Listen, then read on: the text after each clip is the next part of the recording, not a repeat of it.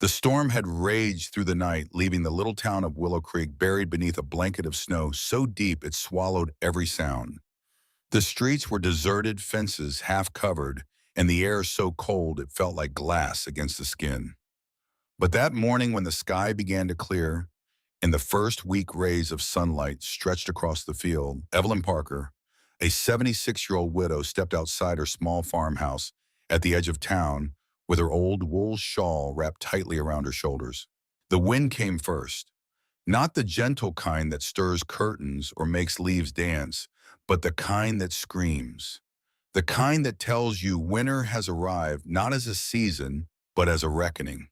It tore across the open plains of Montana with a voice like grinding metal, stripping the last brown leaves from the cottonwoods and rattling the shutters of every house in Willow Creek until the whole town seemed to shiver. Evelyn stood at her kitchen window, a mug of chamomile tea cooling in her weathered hands, watching the sky turn the color of old pewter. She was 76 years old, though her body reminded her of it less gently with each passing winter. Her fingers knobbed with arthritis ached when she gripped the mug. Her back curved from decades of farm work, and grief protested when she stood too long. But her eyes, pale blue and still sharp behind wire-rimmed glasses, saw what others missed. The barometer on the wall was dropping, fast. She had lived in this house for 52 years. She had buried her husband Henry in the cemetery just beyond the hill. She had raised her son Marcus within these walls, watched him grow tall and restless and full of dreams that didn't fit inside the borders of a small Montana town. And she had survived the kind of losses that break most people into pieces too small to put back together. But Evelyn Parker had never broken. She bent, she wept, she raged at God in the dark hours before dawn, but she did not break. The storm hit at dusk. The temperature plummeted 20 degrees in an hour. Snow came down in thick, wet curtains that turned the world into a blur of white and gray. The power lines swayed and snapped under the weight of ice. One by one, the lights in town went dark. Evelyn lit candles. She stoked the fire in the wood stove until the small kitchen glowed with warmth. She pulled her late husband's wool shawl, the one that still smelled faintly of his tobacco, and Old Spice tight around her shoulders. And she prayed. Not the formal prayers from the hymnals at St. Michael's Episcopal, but the raw, desperate kind. The kind you speak when you know something terrible is coming, and all you can do is ask for mercy. "Watch over the lost ones tonight, Lord," she whispered into the firelight. "The ones caught out there in the cold. Bring them home safe." She didn't know then that she was praying for two men on a motorcycle skidding off Route 89, their bike spinning out on black ice and slamming into a snowbank 300 yards from her fence line. She didn't know that one of them, a man named Cole Matthews, would later tell her that in the moment before impact, he thought he saw a light in a window and felt for the first time in 5 years something like hope. The storm raged all night. Evelyn dozed in the rocking chair by the fire, waking every hour to add another log, to listen to the wind howl like something alive and furious. She thought about Marcus. She always thought about Marcus during storms. He had died on a night like this 15 years ago. His truck rolled over on an icy road while he tried to help a stranger whose motorcycle had crashed. The stranger had disappeared before the ambulance arrived. Marcus had died alone in the snow, 26 years old, his whole life still ahead of him. Some griefs you carry forever.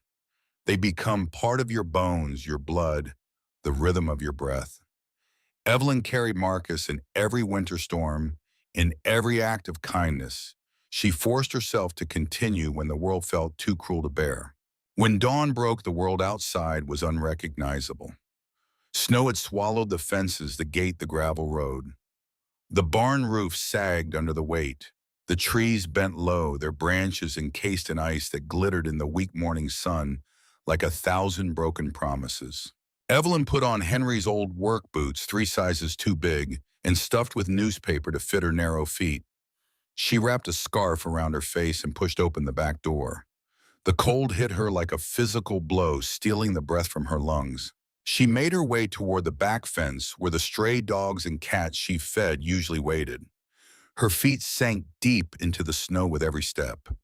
Her heart hammered in her chest.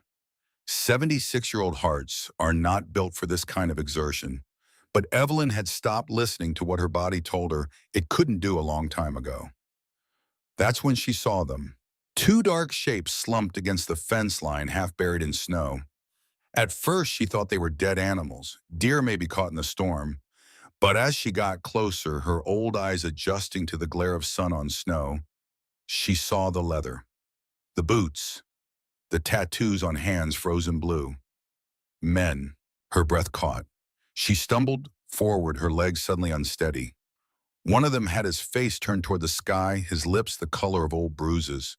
The other was curled on his side, one arm outstretched as if reaching for something he'd never grasp. Evelyn dropped to her knees in the snow, the cold soaking through her wool dress and Henry's old pants underneath. She pulled off her glove and pressed her bare fingers to the first man's throat, searching for a pulse.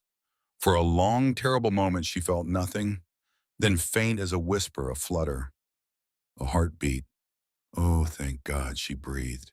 Thank God, thank God. She shook his shoulder gently at first, then harder. Wake up.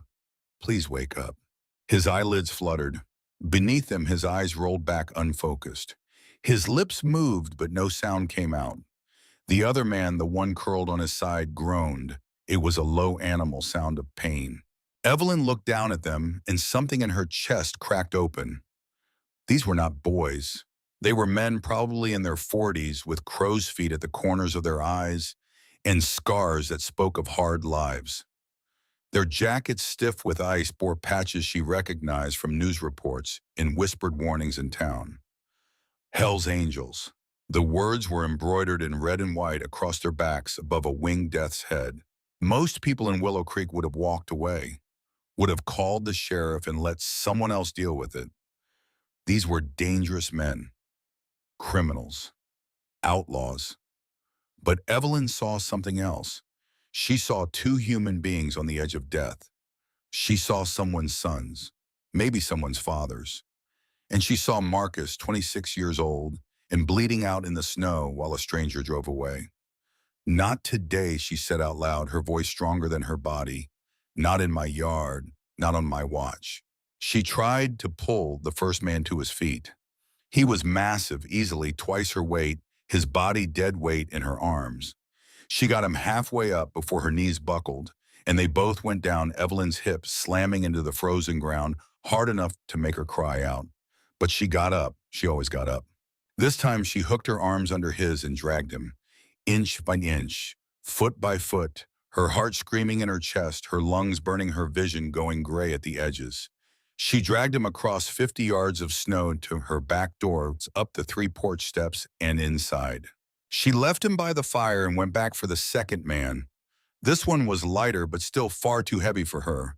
She made it 15 feet before she had to stop gasping, her whole body shaking. The man's eyes opened, brown eyes bloodshot and confused. Where he managed, his voice was like gravel. Where am I? You're safe, Evelyn panted. You're going to be okay. But you have to help me. Can you stand? He tried, his legs folded under him like a newborn colt's. Evelyn caught him staggered, kept them both upright through sheer stubborn will. Together, leaning on each other, they made it inside. Evelyn got them both near the fire. She stripped off their frozen jackets with hands that wouldn't stop shaking, revealing more patches, more tattoos, more evidence of lives lived on the margins. The first man, still unconscious, had a tattoo of a woman and a small boy on his forearm. The names underneath were Sarah and Danny, followed by dates. Birth dates, and Evelyn realized with a sharp pain in her chest, death dates. The same date for both. The second man had scars, lots of them. A puckered bullet wound on his shoulder. Long, thin scars on his back that looked like shrapnel. And when she pulled off his boots, she saw a prosthetic foot where his left foot should have been. Veteran, she thought. This one's a veteran. She wrapped them in every blanket she owned. She heated water on the wood stove and made them drink tiny sips, at first holding their heads up like infants. The first man, the one with the tattoo, started to shiver violently. His teeth chattered so hard she was afraid he'd bite through his tongue. That's good, she told him, even though he couldn't hear her. Shivering is good. It means your body's still fighting. The second man, the veteran, was more alert now. He watched her with wary, confused eyes as she moved around the kitchen, heating soup, finding more blankets, checking his pulse every few minutes. "Why are you helping us?" he finally asked. His voice was raw, thick with something that might have been tears or just exhaustion. Evelyn paused, a bowl of chicken soup in her hands. She looked at him, really looked at him, at the scars and the fear and the shame in his eyes. Because a long time ago, she said quietly, "My son died trying to help a man on a motorcycle. The man left before anyone could thank him, before anyone could save my boy. I've spent 15 years wondering what kind of person does that. What kind of person takes help and gives nothing back?" She set the soup down in front of him. "I decided I never want to be that person. Now drink this before it gets cold." He stared at her for a long moment. Then he picked up the spoon with shaking hands and drank. By noon, Dr. Frank Whitmore had arrived. Evelyn had called him from her landline, the only phone in town that still worked with the power out. Frank was 65, a widower himself, and had been the town's only doctor for 40 years. He was also a man who made his feelings about bikers very clear at every town hall meeting. He came anyway, because Evelyn Parker asked him to, and in Willow Creek, when Evelyn Parker asked for help, you didn't say no. He examined both men in silence, his face carved from stone. The first man, who Evelyn would later learn was named Cole Matthews, had severe hypothermia and frostbite on 3 fingers. The second, Ray Donovan, had hypothermia as well, plus a nasty gash on his head from the crash that probably should have been stitched up hours ago. "They should be in a hospital," Frank said flatly. "The roads are closed," Evelyn replied. "You know that." "They should be in a hospital," he repeated. But he opened his bag and started treating them anyway. When he was done, he pulled Evelyn aside into the small living room. Through the doorway, they could see Cole and Ray by the fire, wrapped in blankets, steam rising from mugs of hot tea. "Do you know who these men are?" Frank asked quietly. "They're men who would have died without help," Evelyn said. "They're Hell's Angels, Evelyn. Criminals. You can't just, what saved their lives?" She met his eyes steadily. "Would you have left them to die, Frank?" He looked away. "That's not the point. That's exactly the point." Her voice was soft but immovable. "When did we become the kind of people who decide who deserves to live based on the patches they wear?" Frank's jaw tightened. For a moment, Evelyn thought he might argue, but then his shoulders sagged. He looked old suddenly, tired. "My brother wore a patch like that," he said quietly. "Different club. He overdosed 20 years ago in a motel room in Billings. No one found him for 3 days." Evelyn's expression softened. "I'm sorry, Frank. I didn't know." "Nobody did." He picked up his bag. "I've spent 20 years hating men like them because I couldn't save my brother from becoming one. Maybe that was wrong of me." He paused at the door. "Keep them warm. Make sure they drink plenty of fluids. I'll check on them tomorrow if the road's clear." "Thank you, Frank." He nodded once and walked out into the snow. Over the next 3 days, Willow Creek dug itself out. Snowplows rumbled through the streets. Power was restored 1 block at a time, and rumors spread faster than the plows could clear the roads. Evelyn Parker had taken in 2 Hell's Angels, 2 criminals, 2 dangerous men. Sheriff Tom Brennan showed up on the 4th day, his patrol SUV's lights flashing unnecessarily in the bright afternoon sun. He was 50 years old, with a gut that hung over his belt and a face that had forgotten how to smile sometime around his second divorce. Evelyn met him at the door. "Mrs. Parker," he said, his voice professionally neutral, "I need to speak with your guests." "They're not guests, Tom. They're people I helped. They're members of a criminal organization." He pushed past her into the house. Cole and Ray were at the kitchen table eating the chicken and dumplings Evelyn had made. They looked up as the sheriff entered, their expressions going carefully blank. "Gentlemen," Brennan said, "I need to see some ID." Cole reached slowly into his pocket and pulled out a wallet. Ray did the same. Brennan examined their licenses, his frown deepening. "Cole Matthews, Ray Donovan." He looked up. "You boys are a long way from home. We were passing through, Cole said. His voice was deep rough around the edges. Storm caught us. Mm-hmm.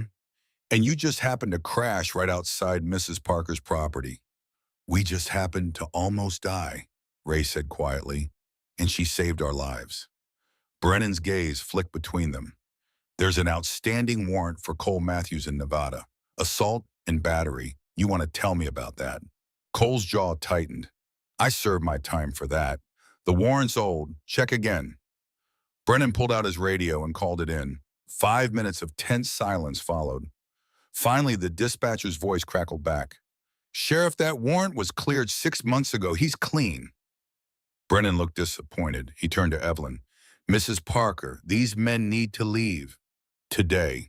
The roads are still bad, Evelyn said calmly. The main roads are clear. Their motorcycle is buried in a snowbank. They have no transportation. That's not your problem. It became my problem when I chose to save their lives. Evelyn folded her arms. They'll leave when they're ready and when they have a way to leave. Until then, they're staying here. Brennan's face reddened. Evelyn, don't make this difficult. People are scared. They don't want dangerous men in their town. Then people should ask themselves why they're so scared of two men who've done nothing but fix my fence and chop my firewood. Her voice was steel wrapped in kindness. Now, if you're not arresting anyone, Tom, I have supper to make. Brennan stared at her for a long moment. Then he shook his head and walked out, slamming the door behind him. Cole and Ray sat in silence. You didn't have to do that, Cole said finally. Evelyn turned to them, her eyes suddenly fierce. Yes, I did. Because if I didn't, I'd be just like everyone else in this town who forgot that mercy doesn't come with conditions.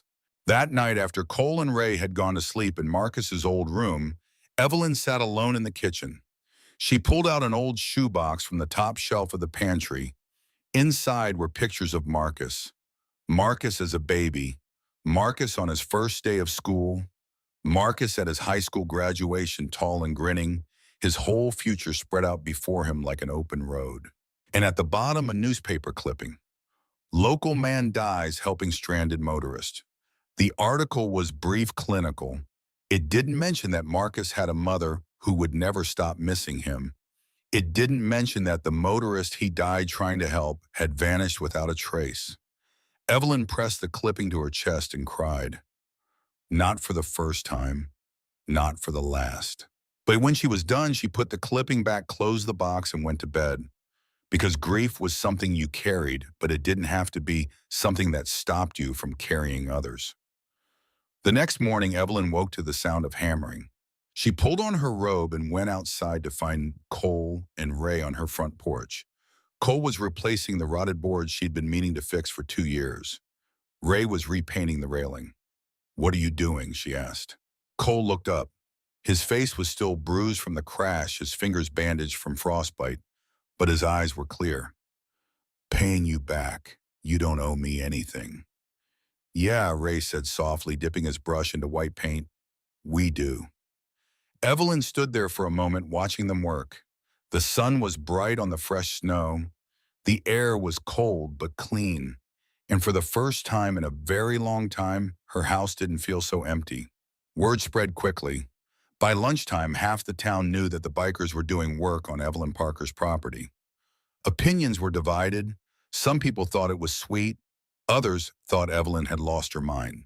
At the general store, Claire Peterson, a 70-year-old widow who had lost her daughter to a drunk driver 12 years ago, defended Evelyn loudly to anyone who would listen.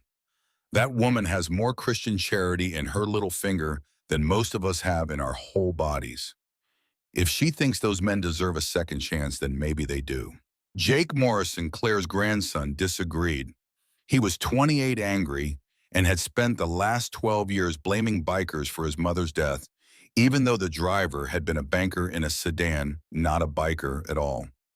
Rage doesn't always care about facts. She's putting the whole town at risk, he said loudly in the hardware store. Those men are dangerous. Have they done anything dangerous? Asked Tom Green, the owner. They're Hell's Angels. That's enough. But others were less certain. Dr. Whitmore, after his third visit to check on Cole and Ray, admitted to his nurse that he had never seen two patients more polite or grateful. "They're not what I expected," he said quietly. What he didn't say, what he couldn't say, was that watching Ray carefully measure out his medication and thank him with genuine warmth had made him think of his brother for the first time in years without the sharp edge of anger. Just sadness. Just loss. On the seventh day, Cole and Ray were strong enough to retrieve their motorcycle from the snowbank. They walked out there with Evelyn, the three of them trudging through the melting snow. The bike was a mess. The front wheel bent, the gas tank dented, but it was salvageable. As they worked to dig it out, Evelyn noticed Cole staring at something in his hand. She moved closer and saw it was a photograph, water damaged but still recognizable. A woman with dark hair and a bright smile. A little boy, maybe 5 years old, missing his front teeth. "Your family?" Evelyn asked gently. Cole nodded. His throat worked. "Sarah and Danny, my wife and son, they died 5 years ago. House fire." Evelyn's hand went to her chest. "Oh, Cole, I'm so sorry." It wasn't an accident. His voice was flat dead. It was set by a man I testified against when I was still trying to do the right thing, trying to get out of the life. He wanted to send a message. Evelyn felt her blood run cold. "Did they catch him?" Cole's smile was bitter. "No, but I found him." The weight of those words hung in the air between them. "I spent 2 years in prison for what I did to him," Cole continued. "It was worth it. Every day was worth it. But when I got out, I had nothing left. No family, no home, no reason to try anymore. So I went back to the club, because at least their people expected me to be a monster." Ray, who had been silent until now, spoke up. "We all got our demons, Cole. You know mine." Evelyn looked at Ray. He met her eyes and she saw the weight of too many wars, too many bodies, too many nights waking up screaming. "Afghanistan," he said simply. 3 tours. I came back with 1 foot, half a soul, and more nightmares than memories. My wife couldn't take it. My kids don't talk to me. The VA couldn't help me. But the club did. Not in a good way, not in a healthy way, but they were there when no one else was. Evelyn reached out and took both their hands. Her small, weathered hands wrapped around their scarred, calloused ones. "You are not monsters," she said firmly. "You're men who've been hurt and who hurt others in return. That's human. That's what humans do when they're in pain. But you can also be men who choose differently. You can be men who fix fences and paint railings and chop firewood for a stubborn old woman who can't mind her own business." Cole's laugh was wet, choked. Ray's eyes were red. "Why?" Ray asked again. "Why do you care?" Evelyn looked at them both. "Because my son died trying to save someone like you, and I can't save him. But maybe I can save you. Maybe that's how I keep him alive." They stood there in the snow, 3 broken people holding on to each other. And for a moment, the world felt a little less cold. That night, someone painted the word traitor across Evelyn's front door in red spray paint. She found it the next morning when she went out to get the paper. The word was huge, dripping angry. She stared at it for a long moment, her hand pressed to her mouth. Cole and Ray came out behind her. They saw the word and their faces went hard. "We'll leave," Cole said immediately. "We're bringing trouble to you." "No," Evelyn's voice was sharp. "You're not bringing anything. Someone else brought this. Someone who's afraid, and I won't let fear win." She marched back inside, came out with a bucket of soapy water and a scrub brush, and started cleaning the door herself. Cole and Ray exchanged a look. Then they took the brush from her hands. "Let us," Ray said. They scrubbed the door clean while Evelyn stood, watch her arms crossed, her jaw set. When Sheriff Brennan drove by and saw what was happening, he slowed down but didn't stop. He just shook his head and kept driving. That Sunday, Evelyn did something no one expected. She brought Cole and Ray to church. St. Michael's Episcopal was a small stone building at the center of town built in 1903 by settlers who believed God could be found even in the harshest places. Evelyn had attended every Sunday for 50 years. She knew every pew, every hymn, every crack in the stained glass window behind the altar. When she walked in with Cole and Ray on either side of her, the congregation went silent. Pastor Robert Graham, 68 years old and wise enough to know when to speak and when to stay quiet, met them at the door. "Evelyn," he said warmly, "gentlemen, welcome." Evelyn led them to her usual pew, third row from the front. People stared. Some looked angry. Some looked afraid. Claire Peterson smiled and nodded. Dr. Whitmore, sitting in the back, looked down at his hands. Pastor Graham climbed into the pulpit and looked out at his congregation. He didn't acknowledge the tension. He simply opened his Bible and began to read. "For I was hungry, and you gave me something to eat. I was thirsty, and you gave me something to drink. I was a stranger, and you invited me in." His voice was calm, steady. "I needed clothes, and you clothed me. I was sick, and you looked after me. I was in prison, and you came to visit me." He looked up. His eyes swept the room. "The righteous will answer him, Lord, when did we see you hungry and feed you, or thirsty and give you something to drink? When did we see you a stranger and invite you in, or needing clothes and clothe you? When did we see you sick or in prison and go to visit you?" He paused. The silence was absolute. The king will reply, "Truly I tell you, whatever you did for one of the least of these brothers and sisters of mine, you did for me." Pastor Graham closed the Bible. "Some of you are angry that Evelyn brought guests into God's house today.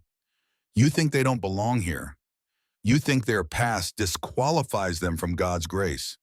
His voice grew stronger. "But let me ask you this. Which of us has no past? Which of us has never done something we're ashamed of? Which of us has never needed mercy we didn't deserve?" He looked directly at Cole and Ray. "You are welcome here. You are welcome at the table, because this is not our house. This is God's house, and God turns no one away." After the service, the congregation filed out in silence. Some people shook Evelyn's hand. Some avoided her eyes, but no one said a word against her. And in the parking lot, Claire Peterson invited Evelyn, Cole, and Ray to Sunday dinner. It was a small thing, an old woman inviting 3 people to a pot roast. But in Willow Creek, small things mattered. Over dinner at Claire's modest home, the truth came out. Claire told them about her daughter, about the car accident, about the drunk driver who killed her. She told them about the years of rage, the years of wanting someone to blame. "I blamed bikers for a long time," she admitted, looking at Cole and Ray. "Even though it wasn't a biker who killed my daughter. I blamed you because it was easier than forgiving the man who did. Easier than forgiving myself for letting her drive that night." She wiped her eyes. "But hate is exhausting, and it doesn't bring her back. Nothing brings her back. So I had to choose. Hold on to the hate or let it go. I chose to let it go." Cole's voice was rough when he spoke. "I haven't let go yet. I don't know if I can." "Then let me carry some of it for you," Claire said simply. "That's what we do here. We carry each other." Ray, who had been quiet all evening, finally spoke. "I had a friend, Frank Carver. We served together in Afghanistan. He lives here, in this town." Claire's eyes widened. Frank Carver, the man who lives in the trailer park." Ray nodded. "I haven't seen him since we got back. I heard he was struggling, heard he couldn't hold a job, couldn't sleep, couldn't function. I was too ashamed of my own problems to reach out. Too scared he'd see what a mess I'd become." "He needs you," Claire said firmly, "and you need him. Tomorrow we'll go see him together." That night, lying in Marcus's old bed, Cole and Ray talked in the dark. "I never thought I'd end up here," Cole said, "in a place like this, with people like them." "Me neither," Ray admitted. "But maybe that's the point. Maybe we needed to end up somewhere we never expected." "You think we can really change, really become something different?" Ray was quiet for a long time. "I don't know, but I think Evelyn believes we can, and maybe that's enough to start." The next day, true to her word, Claire took Ray to see Frank Carver. The trailer park was on the edge of town, a collection of aluminum homes that had seen better decades. Frank's trailer was the last one, with a torn American flag hanging from the porch and a garden that had long since gone to weeds. Claire knocked. No answer. Ray stepped forward. Frank, it's Ray Donovan. Open up, man. A long silence. Then the door cracked open. A man peered out gaunt and hollow-eyed, his beard unkempt, his hands shaking. Ray. His voice was disbelief and hope and fear all mixed together. That really you? Yeah, brother, it's me. Frank started to cry. Not quiet tears, deep wrenching sobs.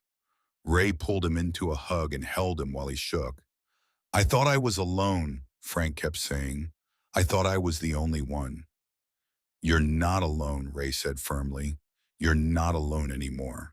Inside the trailer, the three of them talked for hours. Frank told them about the nightmares, about the days he couldn't get out of bed, about the times he'd put a gun to his head and only stopped because he was too tired to pull the trigger. Ray told him about the club, about the drinking, about the fights, about the long roads that led nowhere. And he told him about Evelyn, about the woman who saw past the patches and the scars and the anger and just saw two men who needed help. She sounds like a miracle, Frank said quietly. She is, Ray agreed, and she's not done yet. Neither are we. Back at Evelyn's house, Cole was learning to bake bread. Evelyn stood beside him at the counter, her small hands guiding his large ones, showing him how to knead the dough, how to feel when it was ready. Sarah used to do this, he said quietly. She'd make bread every Sunday. Danny would sit on the counter and eat the raw dough when she wasn't looking. Tell me about them, Evelyn said. And so he did.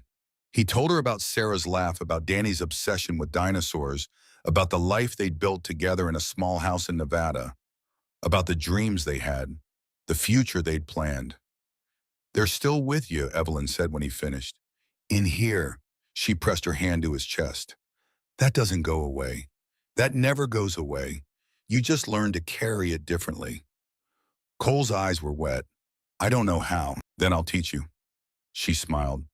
The same way I'm teaching you to make bread, one step at a time. That evening, as the sun set over the snow-covered fields, turning the world gold and orange and pink, Evelyn stood on her porch and watched Cole and Ray chop firewood together. They moved in sync, two men who'd found an unexpected rhythm. She thought about Marcus, about the stranger he'd died trying to save, about the anger she'd carried for so long, wondering why that stranger never came back. And she realized, standing there in the fading light, that maybe the stranger had come back. Maybe not as the same person, maybe not in the way she'd expected, but maybe Cole and Ray were the universe's way of balancing the scales, of giving her a chance to save someone the way Marcus had tried to save someone. She didn't know yet about the men coming for them, didn't know about the violence and the fear and the impossible choices that lay ahead. All she knew was that for the first time in 15 years, her house felt like a home again. And that was enough. For now, that was enough. The change in Willow Creek was slow, like snow melting in spring. Not a sudden thaw, but a gradual softening. People still crossed the street when they saw Cole and Ray walking to the hardware store, but fewer of them did. The whispers still followed them into the diner, but they were quieter, less hostile. And when Evelyn walked through town with them on either side of her, more people nodded than turned away. Dr. Whitmore was the first to truly crack. He showed up at Evelyn's house on a Tuesday morning with a bottle of whiskey and a story he'd never told anyone in Willow Creek. His brother's name had been David. He'd been a Hell's Angel too, back in the 80s. A smart kid who made bad choices and worse friends. He died at 32 in a motel room with a needle in his arm and no one to call for help. I blame the club, Frank admitted, sitting at Evelyn's kitchen table while Cole and Ray listened. I blamed every man who wore that patch. Told myself they'd corrupted him, led him astray, killed him. But the truth is David made his own choices, and I wasn't there for him when he needed me most. I was too busy being ashamed of him to save him. He looked at Ray. When you showed me that prosthetic and told me about Afghanistan, I saw my brother. Not as he was, but as he could have been. If someone had given him a chance, if someone had seen past the jacket to the man underneath. Ray's voice was thick. I'm sorry about your brother, Doc. I'm sorry I judged you before I knew you. Frank poured them each a shot of whiskey. To second chances. They drank in silence. That same week, Cole started working part-time at Tom Green's hardware store. Tom had lost an employee to the winter flu and was short-handed. He'd watched Cole repair Evelyn's porch, seen the precision of his work, and made an offer. "I can't pay much," Tom had said gruffly, "and I can't promise people won't give you grief. But if you want it, the job's yours." Cole had stared at him. "Why?" Tom shrugged. "Because Evelyn Parker speaks highly of you. And if a woman who's earned every ounce of respect in this town thinks you're worth a damn, then maybe you are." So Cole worked. He restocked shelves, helped customers find what they needed, and kept his head down. Some people refused to be helped by him. Others were grudgingly polite. And a few, like old Mrs. Henderson, who was 93 and didn't care what anyone thought, treated him like any other human being. "You're the one staying with Evelyn, aren't you?" she'd asked, her milky eyes sharp. "Yes, ma'am. Good. She's been alone too long. Everyone needs someone to take care of." She patted his hand with her papery one. "You take care of her, you hear me? She's one of the good ones." Cole had knotted his throat too tight to speak. Ray, meanwhile, found his way back to Frank Carver. The two veterans started meeting every morning at Claire Peterson's kitchen table. Claire, who had taken Ray under her wing the way Evelyn had taken Cole, provided coffee and a safe space. They talked about the war, about the things they'd seen and done, about the friends who didn't come home, about the guilt of surviving when better men didn't. "I dream about Jenkins," Frank said one morning. He was 19, kid from Iowa, got hit by an IED 2 weeks before his deployment ended. I can still hear him screaming. Ray's hands shook around his coffee mug. "I dream about the village, the one we were supposed to protect. When we came back, it was gone, everyone dead, women, children, old people. We were 3 miles away, and we didn't know until it was too late." Claire listened without judgment, without platitudes. She just listened. And sometimes that was all they needed. But healing isn't linear. It's jagged, full of backslides and breakthroughs. One night, Ray woke screaming. Cole found him on the floor of Marcus's room, shaking his prosthetic foot clutched in his hands like a weapon. "They're here," Ray gasped. "The Taliban. They're here, Ray."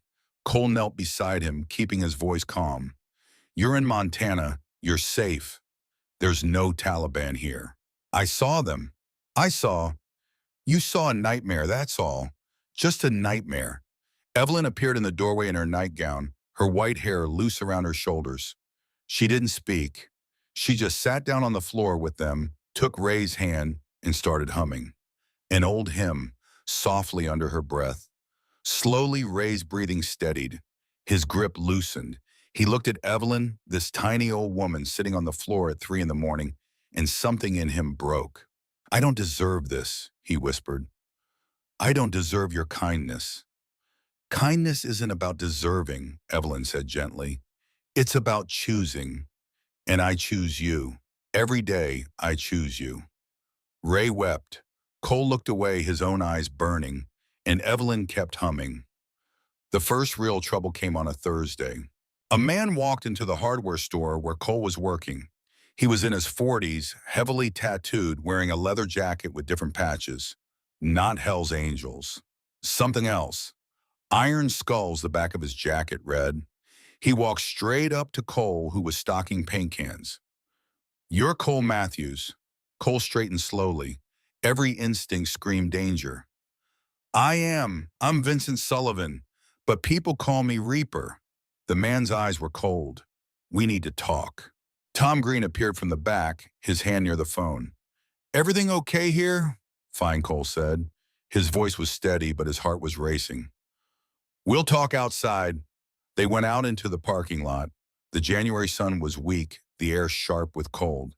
"What do you want, Vincent?" Vincent lit a cigarette. 15 years ago, a kid died on Route 89 trying to help a biker. "You know anything about that?" Cole's blood went cold.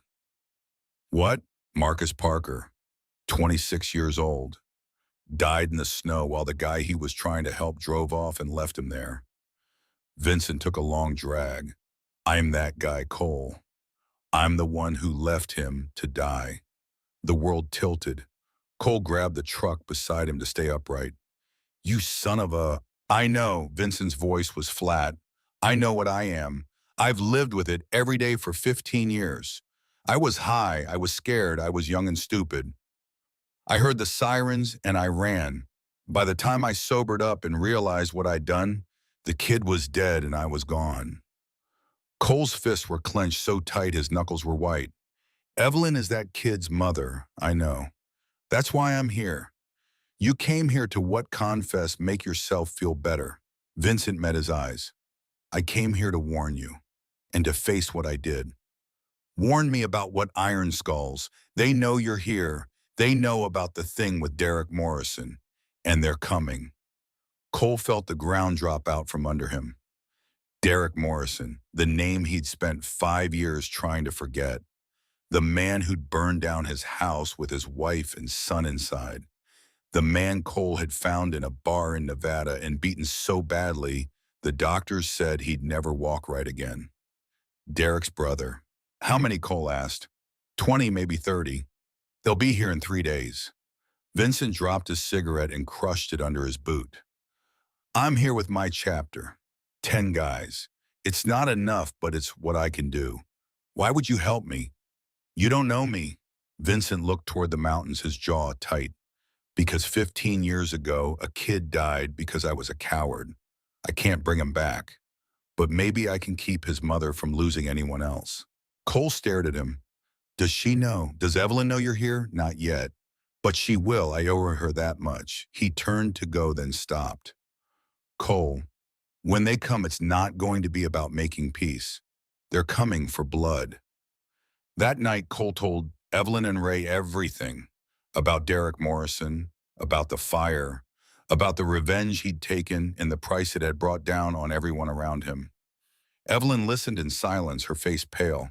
I'm leaving, Cole said when he finished. Tonight, before they get here. I won't let you get hurt because of me. No, Evelyn. I said no. Her voice was iron. You run, they'll chase you.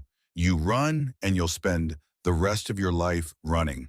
I didn't pull you out of the snow just to watch you disappear into it again. They could kill you. They could try. She stood up, all 5 feet 2 inches of her, and looked him dead in the eye. I lost my son because he tried to help a stranger. I spent 15 years being angry at that stranger for leaving him to die. And now that stranger is here trying to make it right, and you want me to turn my back on you. She grabbed his hand. You are not running, Cole Matthews. You are standing. We all are. Together. Ray spoke up quietly. She's right. We face this together or we don't face it at all. You don't understand, Cole said desperately. These men are dangerous, violent, angry. Evelyn's smile was sad. So are you, Cole. So is Ray. So is Marcus. So is the man who killed him.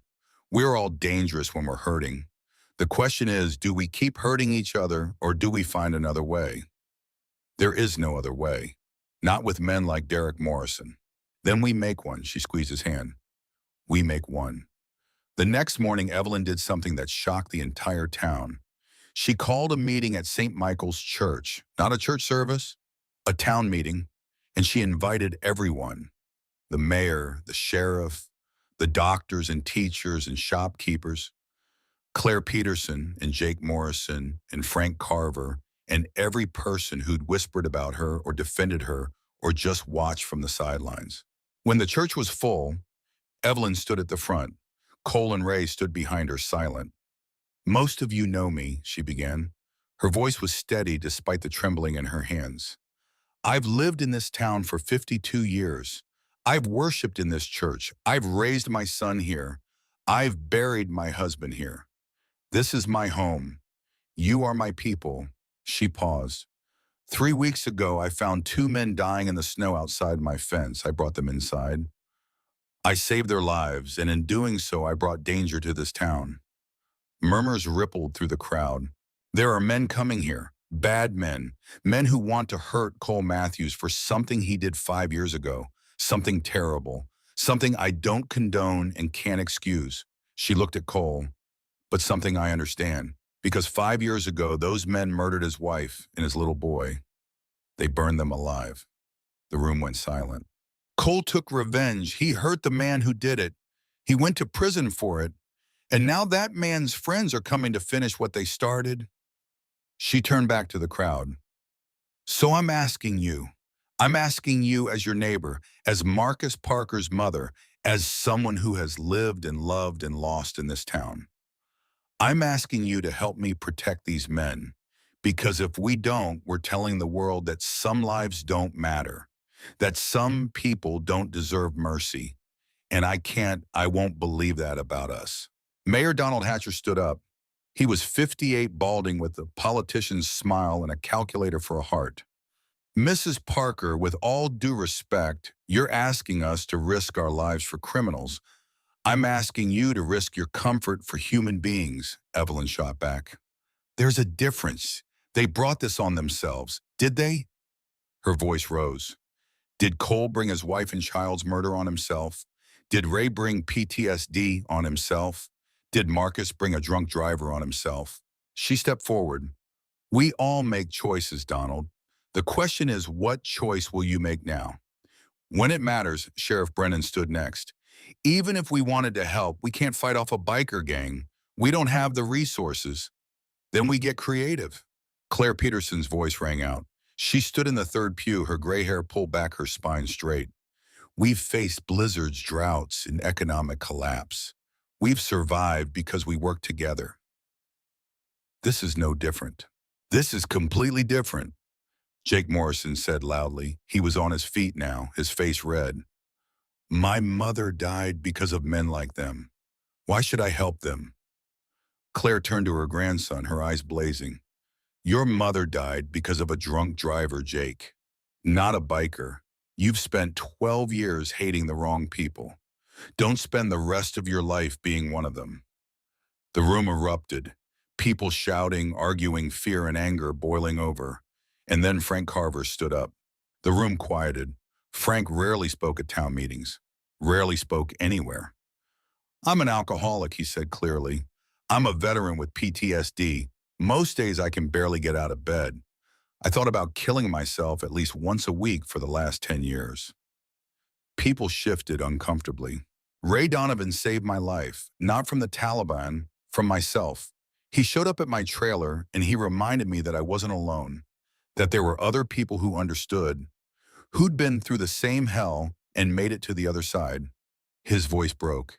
If we turn our backs on him now, if we let these men come here and hurt him or Cole or Evelyn, then we're no better than the people who turned their backs on me, on all the broken people in this town who needed help and didn't get it. He sat down heavily. The silence that followed was thick with shame and recognition. Pastor Graham stood. I think he said quietly that we're being asked to choose who we want to be. The kind of town that protects only our own, or the kind that protects anyone who needs it, even when it's hard, even when it's scary. He looked around the room. I know what I choose. The question is, what do you choose? Slowly, one by one, people stood. Claire Peterson first, then Dr. Whitmore, then Tom Green from the hardware store, Mrs. Henderson, ancient and fierce. Others followed. Not everyone. But enough. That night, an emergency plan took shape. Sheriff Brennan, despite his reservations, coordinated with the county sheriff's office. They couldn't send a lot of manpower, but they'd have backup ready. Tom Green and the other men in town formed a watch rotation. They'd monitor the roads, keep eyes on the approaches to Evelyn's property. Dr. Whitmore stocked extra medical supplies, and Vincent Sullivan, the man who'd let Marcus Parker die 15 years ago, stood in Evelyn's kitchen and looked her in the eye. I can't bring your son back, he said. I can't undo what I did, but I can fight for you now if you'll let me. Evelyn studied him for a long moment. She saw the guilt carved into every line of his face, the weight he'd carried for 15 years. What's your real name, she asked. Not Reaper. Your real name? Vincent. Vincent Sullivan. Vincent. She said it like a prayer. My son died trying to save you. And you've been punishing yourself ever since. Haven't you? His eyes filled with tears. Every day. Then stop. Her voice was gentle but firm. Stop punishing yourself and start honoring him. Be the man he thought he was saving. Be the man worth dying for. Vincent broke. He fell to his knees and wept like a child. And Evelyn Parker, who had every right to hate him, put her hand on his head and forgave him. The days before the confrontation were strange. The town felt like it was holding its breath. People were kinder to each other, more patient, as if they all knew that something was coming and they wanted to make sure they said what needed to be said while there was still time. Cole and Ray spent those days preparing, reinforcing the windows of Evelyn's house, setting up defensive positions, but also quietly setting their affairs in order. Cole wrote a letter to his brother in California, a man he hadn't spoken to in 3 years. He told him he was sorry for shutting him out, that he loved him, that if anything happened, his brother should know that he'd found something worth fighting for at the end. Ray called his ex-wife. The conversation was short, painful, but necessary. He told her he was sorry for the man he'd been when he came home from the war, sorry for the anger and the drinking and the fear he'd brought into their home. She cried. So did he. I'm getting better, he told her. I found people who understand. I'm glad, she said softly. I never stopped caring, Ray. I just couldn't save you. I know. I had to save myself. Evelyn, for her part, wrote a letter to be opened in the event of her death. In it, she left her house to Cole and Ray with one condition: that they turn it into a place where broken people could find refuge, where bikers trying to leave the life could get a fresh start, where veterans could heal. She sealed the letter and gave it to Pastor Graham. I'm not planning on dying, she told him with a wry smile, but I've learned that God's plans and our plans don't always align. The night before Derek Morrison and the Iron Skulls were supposed to arrive, Evelyn cooked a feast. Pot roast, mashed potatoes, green beans, fresh bread, and apple pie. She invited everyone who'd stood up at the church meeting. Her small house was packed. People spilled out onto the porch and into the yard. Cole and Ray worked the grill outside, cooking burgers for the crowd. Children ran between the adults, laughing, unaware of the tension underneath. Claire Peterson brought her famous coleslaw. Frank Carver brought his guitar and played old country songs. Dr. Whitmore told medical school stories that had everyone in stitches. And Vincent Sullivan sat quietly in a corner, watching it all, something like wonder in his eyes. You okay? Ray asked, handing him a beer. Vincent shook his head. I don't deserve to be here. None of us do. That's the point. Ray sat down beside him. Evelyn doesn't give us what we deserve. She gives us what we need. There's a difference. I killed her son. No, you made a mistake that led to her son's death. There's a difference there, too. Ray took a drink. You can spend the rest of your life dying over it, or you can spend it making sure Marcus's death meant something. Your choice. Vincent looked at him. What would you do? I'd fight like hell tomorrow to make sure his mother sees another sunrise. Vincent nodded slowly. Yeah, me too. As the party wound down and people started to leave, Evelyn stood on her porch and looked out at the faces gathered in her yard. These people who days ago had been divided were now united, imperfectly, messily, but united nonetheless. Thank you, she said this simply. All of you, for being here, for choosing hope over fear. Whatever happens tomorrow, I want you to know that you made an old woman very proud tonight. Jake Morrison, who'd been silent all evening, stepped forward.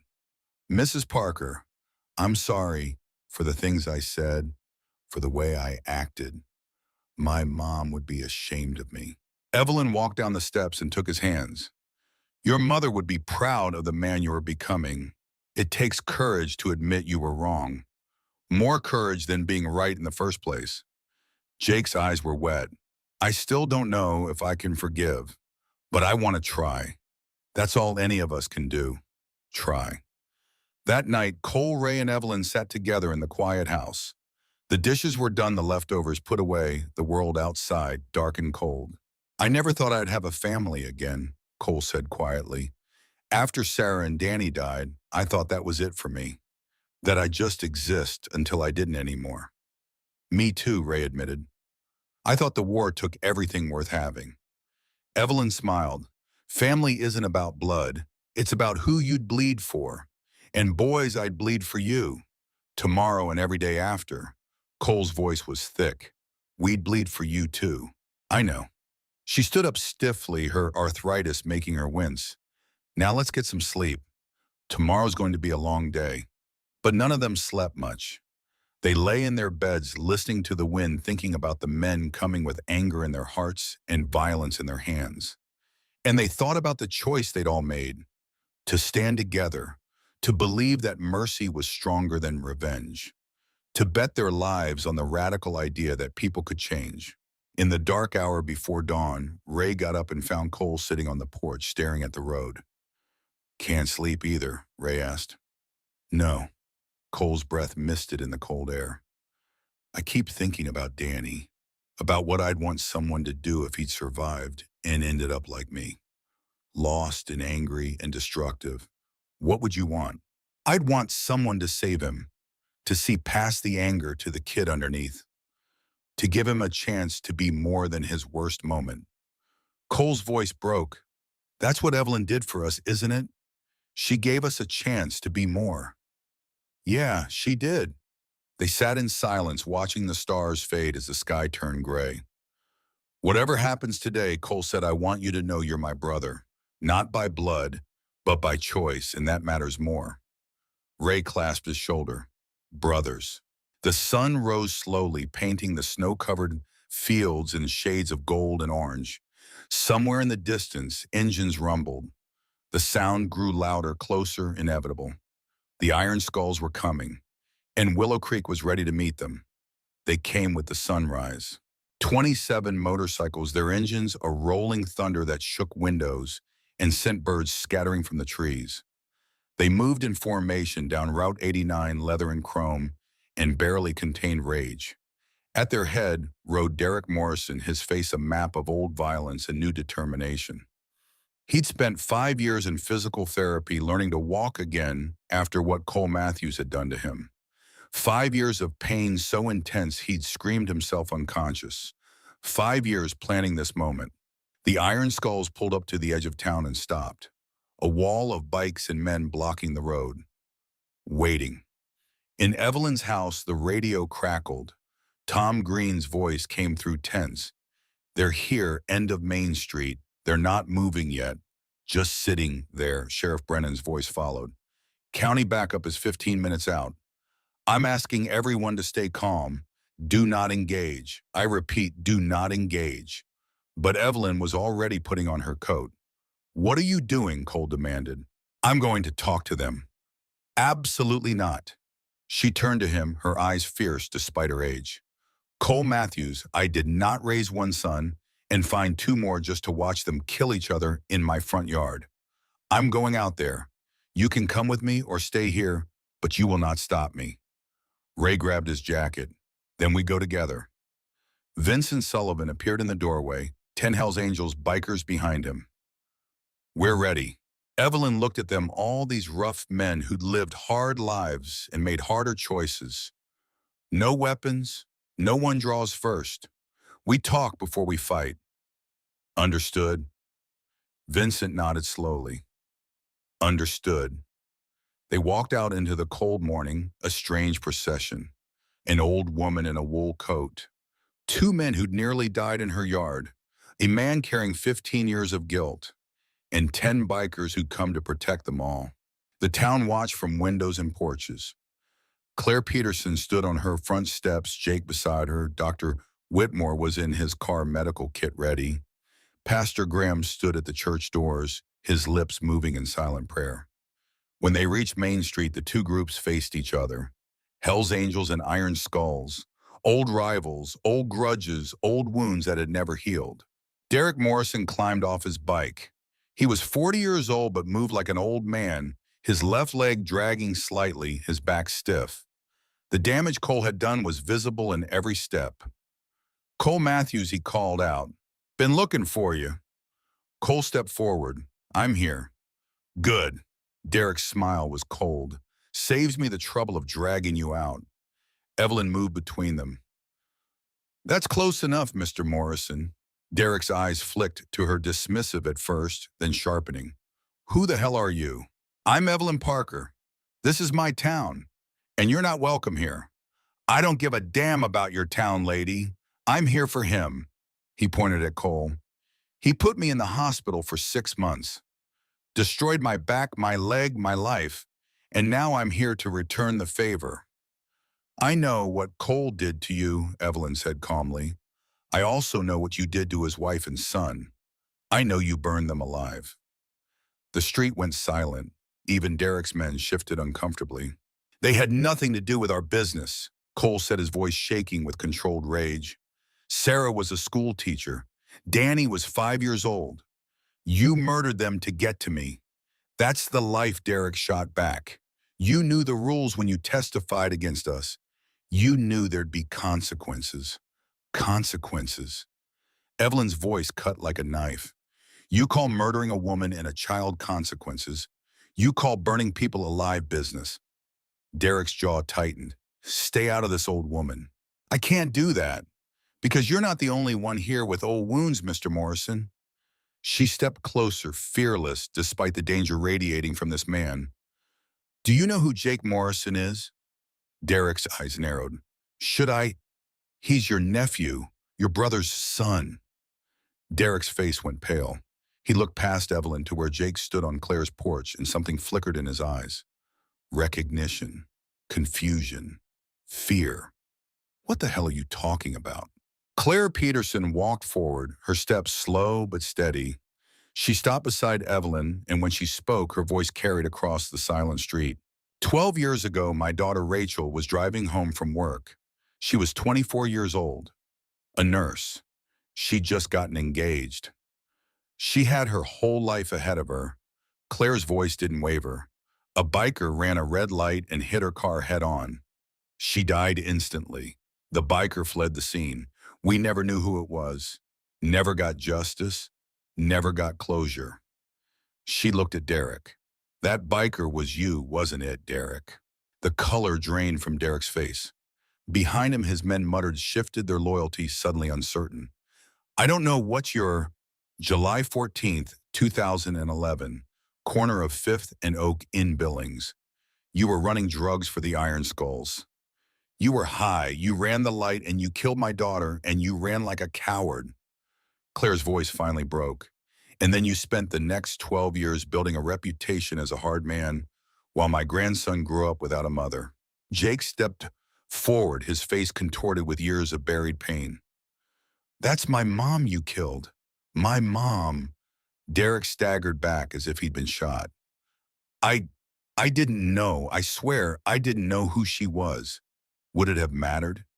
Evelyn asked softly. If you'd known she was a mother, a daughter, someone's whole world, would it have mattered? Derek's mouth opened and closed. No words came out. Vincent Sullivan spoke up, his voice heavy with old shame. 15 years ago, I was riding through here in a storm. Crashed my bike. A kid stopped to help me. I was high, scared, stupid. When I heard sirens, I ran. The kid died trying to save me. His name was Marcus Parker. He looked at Evelyn. This woman's son. I killed her son as surely as Derek killed that nurse. And I've lived with it every day since. The silence was absolute. So here's what I know, Vincent continued. We're all murderers. Me, Derek, probably half the men standing here. We've all done things we can't take back. We've all left bodies in our wake. His voice strengthened. But some of us choose to live with it by making more bodies. And some of us choose to live with it by making sure no one else has to feel what we made others feel. That's the only difference between me and you, Derek. I'm trying to be better than my worst moment. What are you trying to be? Derek's hands were shaking. He looked at Jake, at Claire, at the town full of people watching him. I can't take it back. I can't bring your daughter back. I can't change what I did to Cole's family. No, Evelyn agreed. You can't, but you can choose what happens next. You can add more bodies to your count, more grief to the world. Or you can stop, right here, right now, and then when I go to prison, I lose everything. You've already lost everything, Cole said quietly. The question is whether you take the rest of us down with you. Derek looked at his men, at the guns they carried, at the violence they'd come here to commit. Then he looked at Jake, this young man who shared his blood and his tragedy. I killed your mother, Derek said to Jake. His voice was hollow. I didn't know it was her, but that doesn't matter. I killed her and I ran. And I'm sorry. I know sorry doesn't mean shit, but it's all I have. Jake's face was wet with tears. Why? Why did you run? Because I was scared. Because I was high. Because I was a coward. Derek's own tears came now, years of held back grief and guilt and rage pouring out. Because I've been a coward my whole life. Hiding behind the club, behind the violence, behind the idea that being hard means being strong. Claire stepped forward. The movement was so unexpected that several iron skulls reached for their weapons. But she just walked up to Derek Morrison, this man who had killed her daughter, and looked him in the eye. I forgive you. The words hung in the frozen air like a miracle. What Derek's voice was barely a whisper. I forgive you. Claire's voice was stronger now. Not because you deserve it, not because it makes what you did okay, but because I'm tired of hate. I'm tired of anger. I'm tired of waking up every day wanting someone to suffer the way I've suffered. She reached out and took his scarred, tattooed hands in her small, weathered ones. I forgive you because that's the only way any of us gets free. Derek collapsed, not physically, but something inside him broke wide open. He fell to his knees in the middle of Main Street, this hard man who'd built his life on violence and rage, and he wept like a child. Jake stood frozen, watching the man who'd killed his mother break apart. Evelyn walked over to him. What he did to your mother is unforgivable. But forgiveness isn't for him. It's for you. It's for your grandmother. It's so the hate doesn't eat you alive the way it's eaten him. I don't know if I can, Jake said. Then don't. Not today. Maybe not ever. But don't let it turn you into him. Jake looked at his uncle, at this broken man sobbing in the street, and something in his face changed. Not forgiveness. Not yet.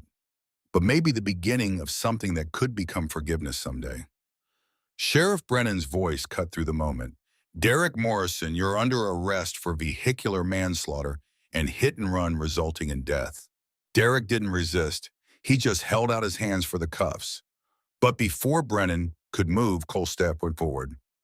I'm turning myself in too. Cole, no, Ray started. I'm guilty, Ray. I nearly killed a man. Doesn't matter that he deserved it. Doesn't matter why I did it, and I have to answer for it. He looked at Evelyn. You taught me that mercy doesn't come with conditions. Well, justice doesn't either. Brennan looked between them. Cole Matthews, you're under arrest for assault with intent to commit murder. As the sheriff cuffed them both, something extraordinary happened. The iron skulls who'd come here for revenge started to peel away. One by one, they mounted their bikes and rode off, not in formation, not as a unit, but as individual men making individual choices to walk away from the violence they'd come to commit. Within minutes, only 3 iron skulls remained, and they weren't there to fight.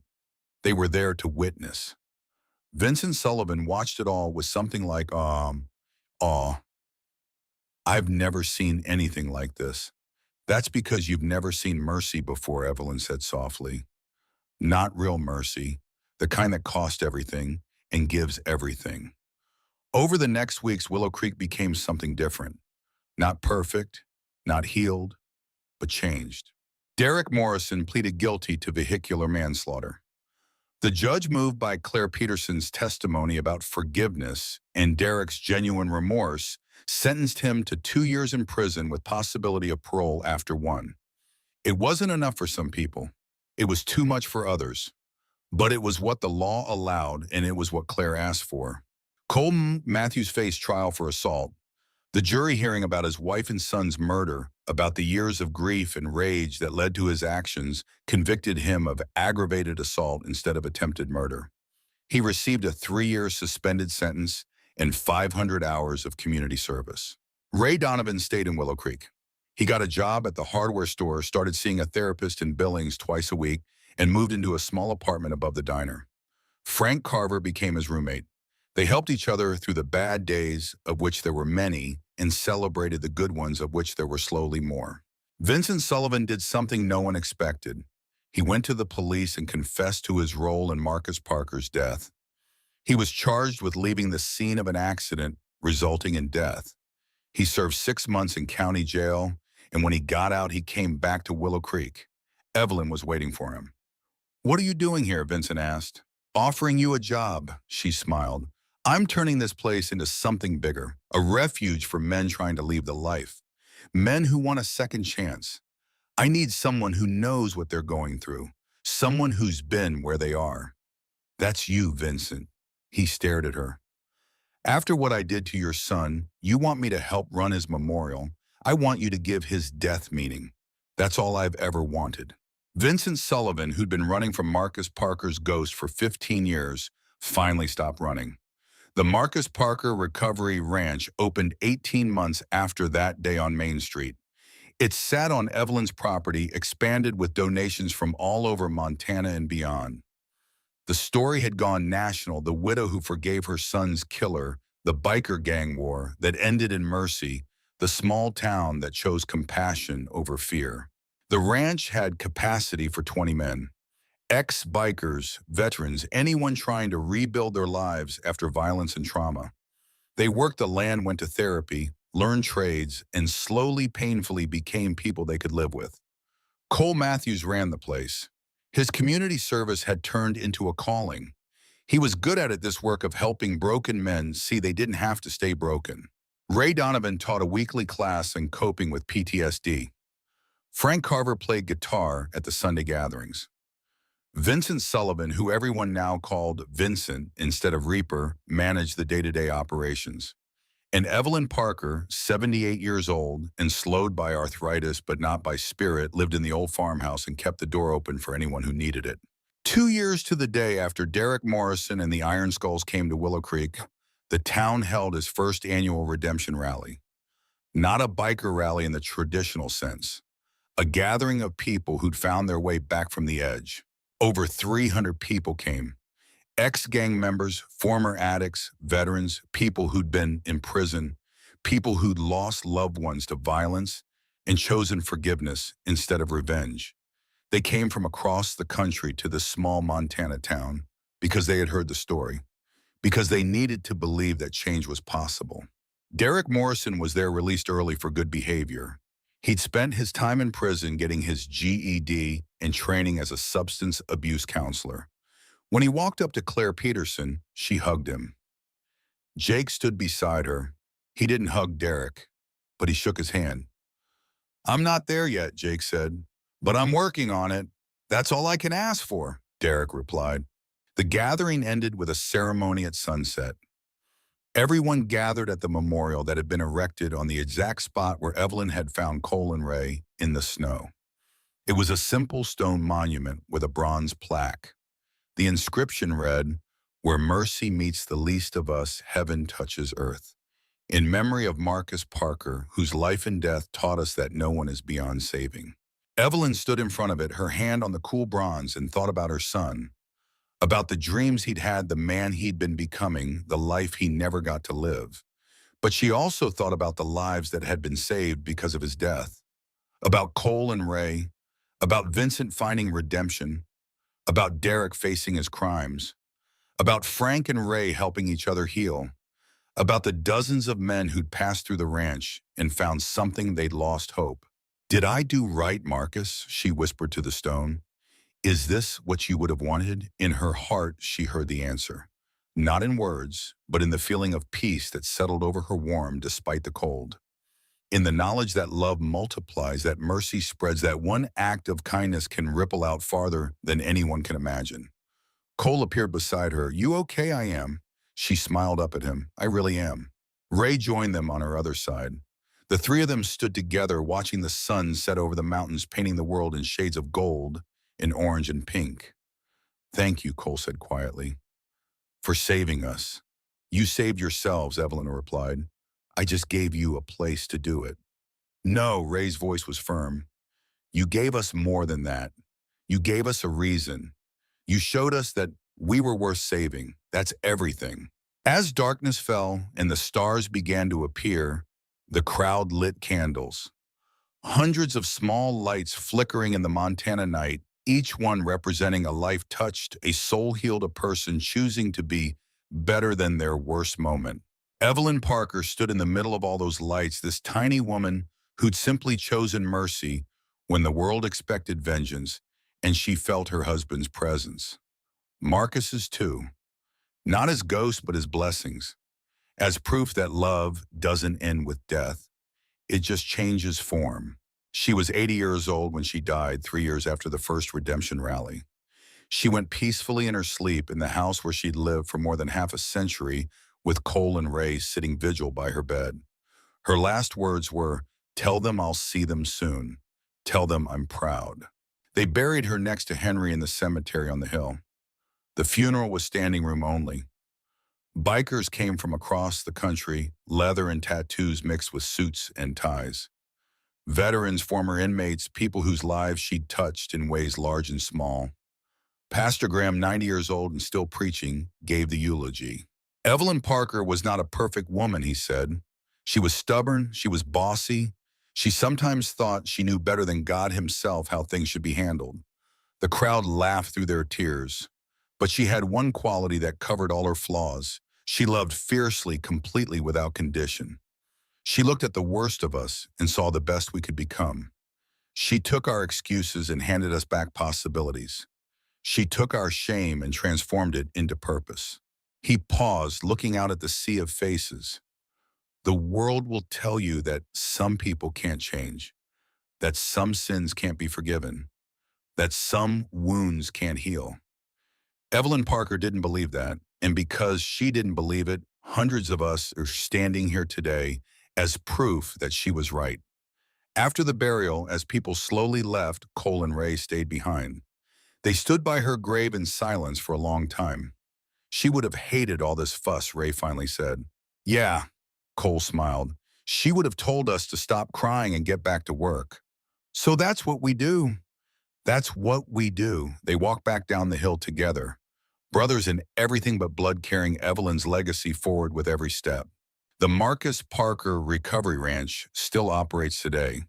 It's expanded twice now, serving 50 men at a time. Cole Matthews runs it with a firm hand and an open heart. Ray Donovan is the lead trauma counselor, his own scars making him uniquely qualified to help others heal theirs. Vincent Sullivan is the director of operations, and Derek Morrison, after years of training, became the substance abuse counselor. Every year on the anniversary of the day Evelyn found Cole and Ray in the snow, they hold the Redemption Rally. It's grown into one of the largest recovery gatherings in the Northwest. Thousands come not to celebrate their past lives, but to honor the second chances they've been given. And in the center of the ranch property where Evelyn's house once stood, there's a shelter that never closes. It's called simply Evelyn's Place. The sign outside reads, "Where Lost Angels Find Home." Inside, there's a picture of Evelyn Parker on the wall. She's standing between Cole and Ray, all three of them smiling, snow falling around them, the farmhouse in the background. She looks tiny between them, fragile even, but her eyes are bright with wow and fierce with love. Underneath the picture, a quote from her final interview with a journalist who'd asked her why she did it, why she'd risked everything for two strangers. Her answer was simple: because Marcus taught me that the most dangerous thing in the world isn't bad people. It's good people who do nothing. He didn't do nothing, and neither would I. That night, long after everyone had gone home, Cole sat on the porch of the main house looking out at the lights of the ranch. Men in recovery finding their way back to themselves. Men who'd been written off, given up on, declared hopeless. Men who were proving every single day that Evelyn had been right. Ray joined him, 2 mugs of coffee in hand. They sat in comfortable silence watching the stars. "You think she knows?" Ray asked. "Wherever she is, you think she knows what this place has become?" Cole smiled. "Yeah, I think she knows, and I think she's up there bossing God around, telling him he's doing it wrong." They laughed, that particular laugh that comes when grief and mourn and gratitude all tangle together. Somewhere in the distance, an engine roared to life. Not in anger, not in violence. Just a man leaving the ranch heading back to his life, carrying with him the hope that Evelyn Parker had given him. The same hope she'd given to hundreds. The same hope that would echo through generations. That some people can change. That mercy is stronger than judgment. That love, real love, doesn't count the cost, it just saves.